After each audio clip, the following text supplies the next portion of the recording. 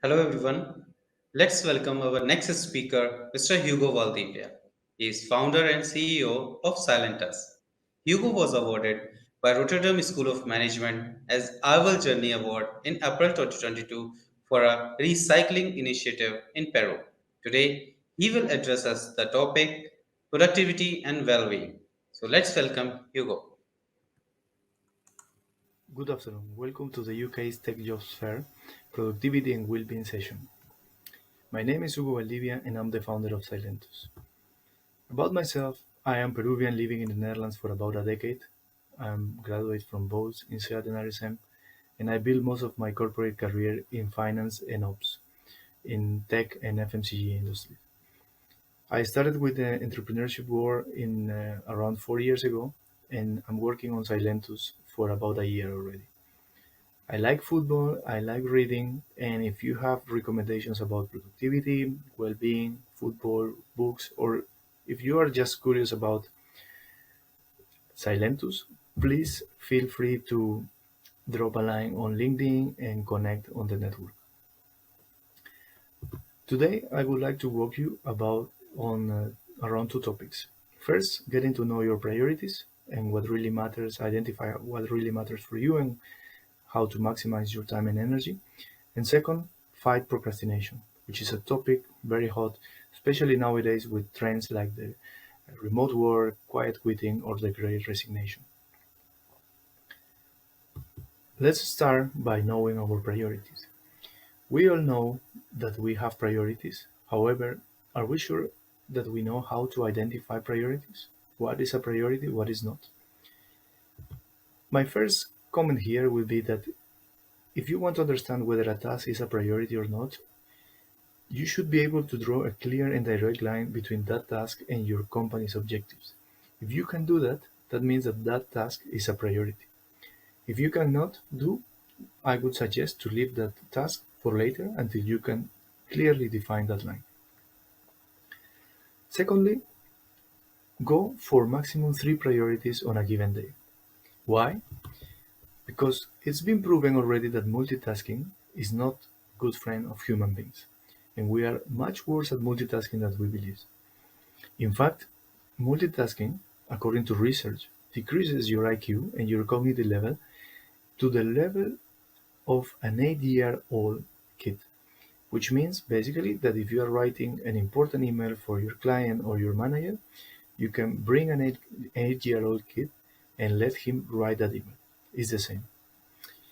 And third, once you have identified your priorities, you have decided to tackle one by one, it's important to remain time consistent and understand whether you will prefer to get immediate rewards or long-term ones.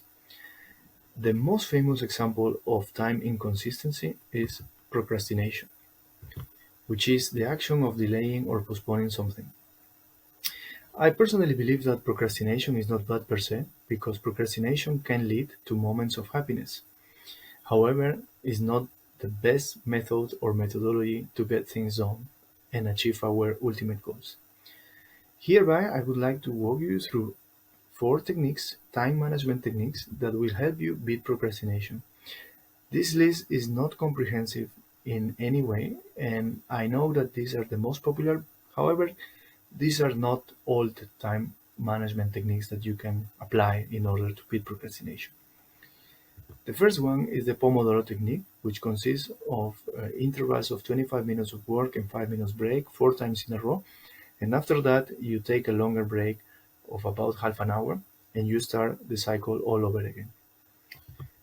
The second technique is the getting things done method started by David Allen, which says that you it's better when you have all things identified on your plate, because then you can focus, you can execute, and you can achieve. He is also an advocate of using technology next to it, because with technology you can create, like a mobile app, for example, you can create to-do lists that you can later adjust in a cleaner way in comparison to handwritten to-do lists.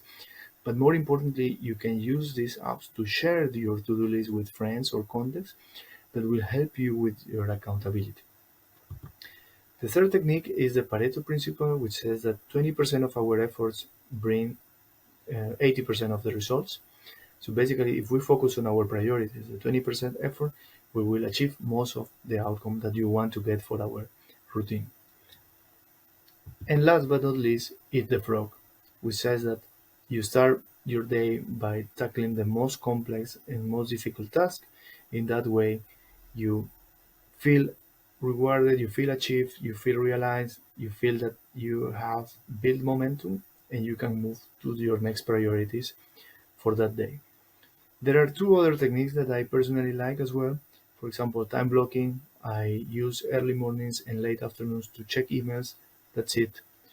Nothing, no emails, no email related activities during the day. And also another technique is time boxing.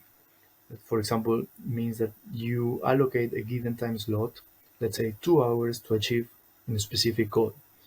Different to blocking, time boxing is not as recurrent as time blocking. In my case, for example, I use time boxing to create pipeline of leads or investors or something similar in a specific time on a given day based on my priorities for that day.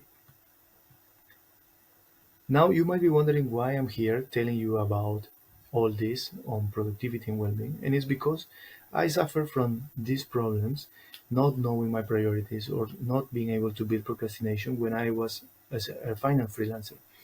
And in that moment, I learned that I was not alone. In fact, 165 million high-skilled freelancers receive about 50 to 60 distractions per day, resulting in almost 500 hours of productive time wasted per day. And on top of that, because of these distractions, these stimuli, these notifications, 52% of these high-skilled workers are feeling burnout. And this is not just something isolated, it's a price we are all paying because this is costing more than 300 billion US dollars to the world's economy. That's why myself and my team decided to work on Silentus.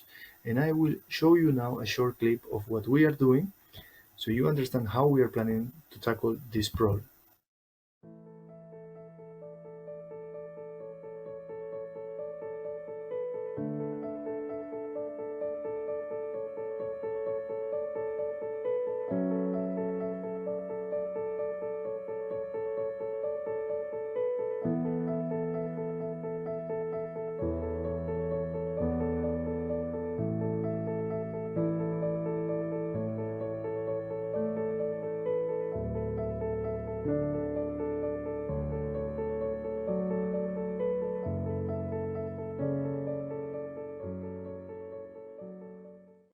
So, I would like to thank you for your attention and encourage you to download Silentus. It's available for Apple, for iPhone, for Android phones. And I also like to receive your feedback on this session. As I said before, feel free to reach out on LinkedIn, but also you have my email, so I look forward to receiving your comments, feedback, and also your insights on how best to improve productivity together with well-being in our current days. Thank you very much. Thank you, Hugo, for sharing these amazing tips and tricks. And I hope these insights will help everyone in increasing work productivity and work life balance in their life. So, thank you, everyone, for joining our in this session. See you all in our next session.